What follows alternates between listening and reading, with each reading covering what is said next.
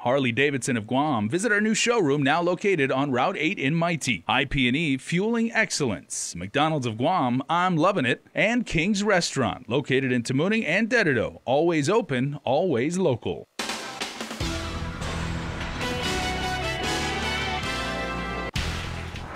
Coming up on your primetime news, while Guam was spared, our neighbors in the CNMI are left devastated. Plus, what you can do to help our brothers and sisters up north. And Typhoon U2 may be gone, but the waters are still rough and considered dangerous.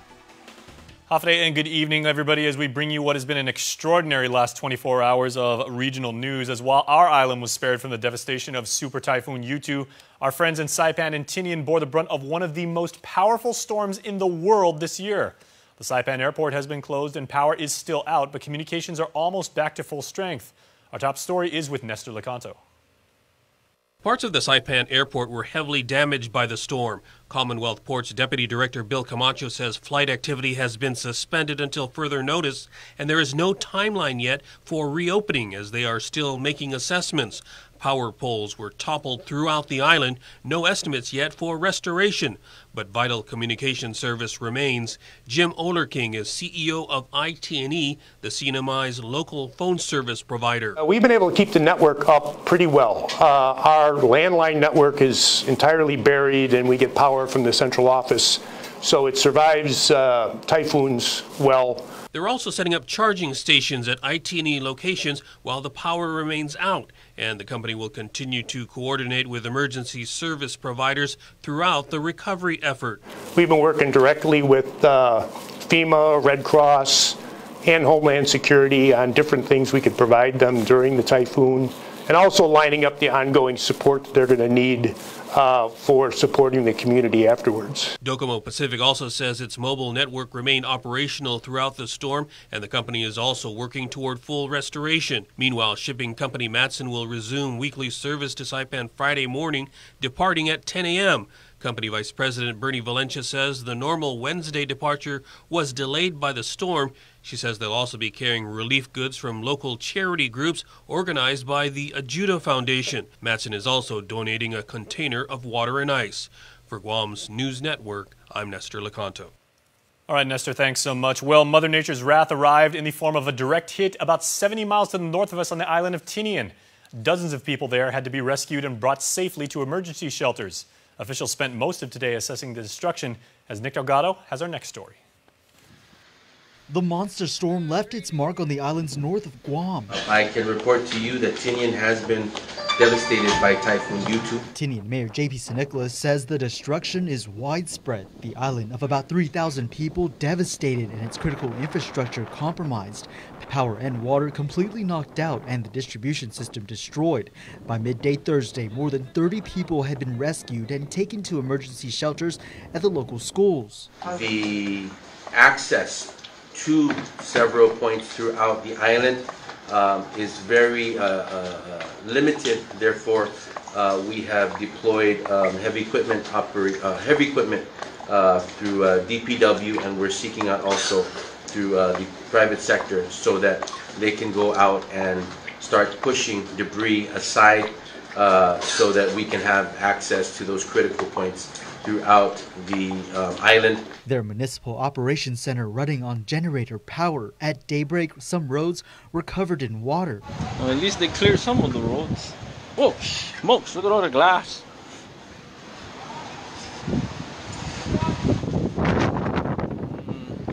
Bridge investment has cracked windows. The bank looks, I think, fine. Telephone poles down. In this video from the mayor's office, first floor windows are boarded up, but some office windows shattered and the office equipment tossed around. A flagpole is even ripped out from the ground, and other debris, including power poles, toppled over. This flew up here. That's how strong the winds were. So it blasted that telephone pole. Other images show the aftermath, the island in full recovery mode. Officials here also putting out a request for water and meals ready to eat. We have been hit hard Fortunately, no major injuries or fatalities reported as a result of U2. A request has been made to the Sinamai governor for help to restore their downed power poles and lines. The mayor, for now, is asking his community for their patience as they work to get the island back to normal. And Tinian has been destroyed by Typhoon U2, but our spirits have not. And we are in the process of recovering from this typhoon, and we ask for your continued prayers and to the proper authorities for your continued assistance. Reporting for Guam's News Network, Wahusinik Delgado. Now, as we told you at the top of the broadcast, Super Typhoon U2 has now been classified as one of the strongest storms of 2018, with the keen eye scientists at the National Weather Service spending a night tracking its intensity. They're now keeping an eye on the region during the rest of this typhoon season. Carmen Chalahi reports. Satellite images at NWS and Tinian show the development of a super typhoon that meteorologists compared to some of the strongest storms to hit Guam, like Typhoon Karen in 1962. We were talking to him all through the night, and everybody seemed to be okay, but very devastating storm for Saipan and Tinian. Chip Guard from NWS says they monitored the track through the night, calling Super Typhoon U2 a, quote, monster that was packed with powerful wind. Our estimates were, it was a Category 5 typhoon. Whether it was a strong, I doubt if it was a strong Category 5, but probably a medium Category 5. And we're estimating up around 175 mile per hour winds, gusts close to 200 miles an hour. Answering calls, NWS kept officials in the loop as the eye made its closest point of approach above Tinian and southern Saipan, even helping locals seeking help during the storm.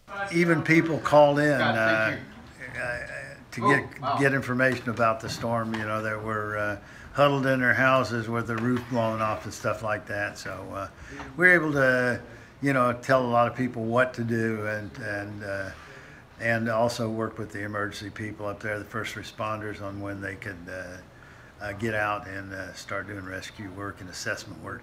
NWS is now conducting post-typhoon weather assessments while monitoring the region for any nearby disturbances, warning to stay alert during October to December, which is peak typhoon season.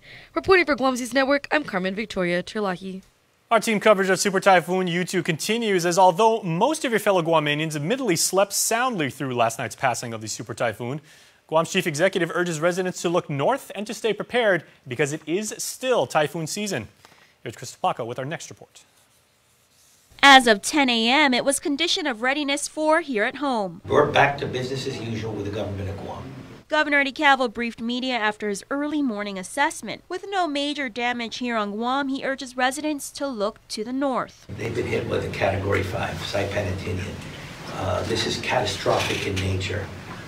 So, you know, our thoughts and our prayers are for all of them there. Once we've cleared things up here in Guam, it's important to do whatever we can do to assist the people of the Northern Marianas. So I've requested all our agencies that to do an assessment of what our capabilities are, what resources we have.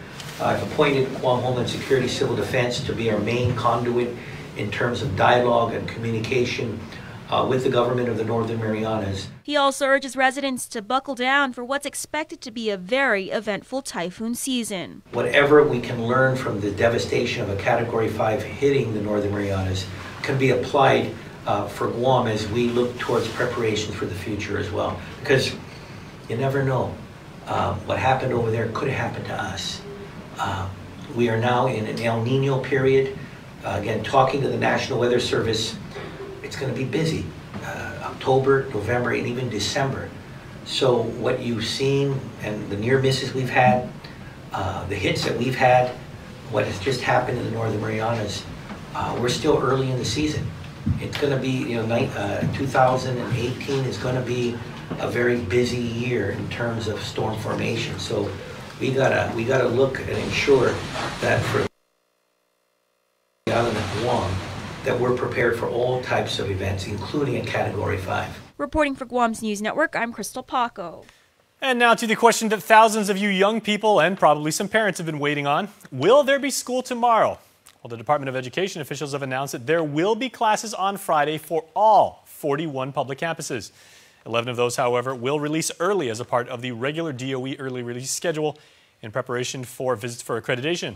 Makeup days will be needed for the instructional time lost from Super Typhoon U2. For a complete look at these schedules and the schedules for Friday, you can visit KUAM.com. Now, all Catholic schools, with the exception of those that have scheduled parent-teacher conferences, will also resume classes on Friday. We have got a lot more news, everybody, so please stay with us. We're back right after this. Cheers to 80 years. It's our 80th anniversary and the gifts are on us. 80 gift certificates, 8 shopping sprees, 8 staycations, and 1 round-trip flyaway for 2 to Manila. So how do you enter? Calvo's Insurance personal home and auto customers are automatically entered. Non-Calvo's customers may enter by receiving a qualified quote. It's our way of saying thank you for trusting us for the past 80 years. For more details, visit calvos.com/giveaway or call 472-6816. Calvo's Insurance, serving Guam for 80 years.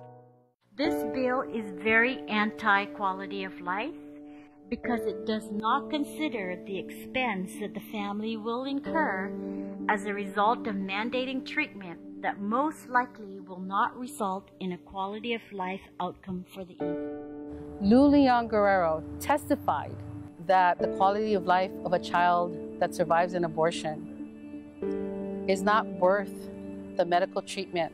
What this bill does is it will burden the family with enormous medical bills. How does she see people? How does she see that society would be burdened? When is life itself considered a burden? I have a right to vote because I was allowed to live. We should not vote for a candidate that supports the destruction of human life. Vote for life. Vote for Tenorio Ada. I'm Ray Tenorio and I approve this message. I didn't plan to be a single mom, no one does. But here I am, mid-30s, divorced with 3 kids, just trying to make things work. With the rising cost of living on Guam, it gets harder for working families like mine to get by. I've heard some politicians say that the economy is good, but rent is higher, health insurance is too expensive, and our incomes have stayed the same. It's clear that the change they're talking about hasn't been for us, and we deserve better. I'm just so tired of all the empty promises. It's time to fight for a Guam that working families can afford. That's why I'm voting for Leon Guerrero. Lou is a successful businesswoman who doesn't just talk about creating jobs. She doesn't just talk about housing, she's made it possible for people just like me to buy their first home. So when she says she's going to work to make Guam better, I believe her and I trust her. I'm voting for Lou, and I ask all of you who are tired of the way things have been to vote for her too. I'm Leon Guerrero, and I approve this ad. Hafaday Guam, this is Telo Tairiwi, and I'm running to be your senator. We have an opportunity again to turn good ideas into public policy, prioritizing road repairs, raising the standard for a cleaner environment, and funding new village facilities and programs. As a small business owner and public servant, I bring the experience and leadership you are looking for. I'm Telo Tairiwi. I approve this message and humbly ask for your vote. Si Jus Masi, Maraming Salamat po. Thank you, Guam. These are our islands. And this is our Laddystone. This is what we stand for and who we are. For more than 35 years, we delivered connections that matter throughout the Marianas. First, via radio link, then by fiber optic cable. We launched the region's first 4G LTE network and continue to make our network faster and stronger. Telecommunications changed the way our islands interact with the world, but not the heart behind those interactions. IT&E. Explore your world. I didn't plan to be a single mom, no one does. But here I am, mid-30s, divorced with 3 kids, just trying to make things work. With the rising cost of living on Guam, it gets harder for working families like mine to get by. I've heard some politicians say that the economy is good, but rent is higher, health insurance is too expensive, and our incomes have stayed the same. It's clear that the change they're talking about hasn't been for us, and we deserve better. I'm just so tired of all the empty promises. It's time to fight for a Guam that working families can afford. That's why I'm voting for Leon Guerrero. Lou is a successful businesswoman who doesn't just talk about creating jobs. She doesn't just talk about housing, she's made it possible for people just like me to buy their first home. So when she says she's going to work to make Guam better, I believe her and I trust her. I'm voting for Lou, and I ask all of you who are tired of the way things have been to vote for her too. I'm Lilian Guerrero, and I approve this ad. Welcome back, my friends. Less than a day after Super Typhoon U2, and the community is mobilizing to help our neighbors and family up north in the NMI. Once again, here's Carmen Terlahi. When news of Super Typhoon U2 hit Francis Sablan, Secretary for Inetnan Amut Natibu, she prayed for her family. Being away from home, especially when this monster typhoon came, we were touching bases with our family. I mean, as the storm was hitting them, and just making sure that they were safe. Looking at photos of the destruction of her home island of Saipan and Tinian, she's joining Zita Pangilinan, president of the Haza Foundation, to collect much-needed donations. There are those that are very vulnerable, and they are feeling despair right now, and so it's their families and those individuals that we want to uplift. As we did with our typhoon relief drive in Rhoda, we mobilized right away because we know that the shelters will be in desperate need of food and toiletries. A variety of donations at the Haza Foundation and Pertayula Texan are collecting at the Health Shack, Gumazuamti, San Vicente School, Agate, and Timunin Mayor's Office. Other local businesses like Boca Box in Hagana also answering the call to give. Things like water, non-perishables, canned food, and some hygiene stuff that we can send out there. Whatever we can get to send out would be greatly appreciated. It's all about helping our brothers and sisters. We're all part of one big Marianas family, so just helping them out in their time of need, that's what we're doing it. In the spirit of One Marianas, Pangilinan says the Haza Foundation is also collecting monetary donations so those in need can buy what they need to rebuild immediately. We've always talked about being One Marianas. That's talk. Now it's to show. Show it by our love. Show it by reaching out and feeling for them. And aside from feeling, let's all get out there. Reporting for Guam's News Network, I'm Carmen Victoria Terlahi. Well, the rather nasty weather system may now be more than a couple of 100 miles to the west of us, but officials do say the waters and beaches are still very dangerous. Here's Nick with more. Rough seas post U2. This paddleboarder braving through it and taking advantage of the open water. But getting back to normal operations for some turned out to move at a rather slow pace. Yes, after typhoon, maybe nobody come into beach, and then we prepare to cleaning. Taeyong Lee runs the Tumon Sports Club in Tumon Bay. This beachside shop operator knows all too well the impacts whenever the waters around Guam are rough. He uses these sandbags to keep his jet skis and other equipment secured, but the effects of the storm caused much of the sand in Tumon to wash away. Guam EPA's Beach Watch program also issued a beach advisory that includes all 43 beaches due to the large amount of rainfall from the storm. Environmental officials say stormwater runoff could contain additional bacteria and cause many beaches to have high concentrations of unsafe bacteria. The Coast Guard Thursday morning also informing the community that though the situation has calmed down significantly, everyone is reminded that the waters and beaches are still very dangerous. Marine conditions also remain rough. Guam EPA urged residents to avoid coastal waters. That's advice Lee is also stressing. The wave swimming is not safety. For some time they swim, the wave is way back to over there, and then coral doesn't see. That's why not safety. Maybe tomorrow is possible to swim and more calm down safety. Meantime, Guam EPA officials plan to get back to sampling and testing the waters around Guam next week. Reporting for Guam's News Network, Guahusinik Delgado. Also tonight, on an inspiring note, we continue with our Real Men Wear Pink series, introducing you to some of the gentlemen participating in this year's campaign aimed at raising awareness and funds. Jonah Goncharfers heads over to Health Partners in Tamuti. Real Men Wear Pink, presented by American Cancer Society and Island Cancer Center. Dr. Joel Rubio is as colorful as his personality, but for October, he's all about the pink as one of 8 candidates participating in the Real Men Wear Pink campaign. I'm doing it in support of the Breast Cancer Awareness Month of the American Cancer Society for the Real Men Wear Pink campaign.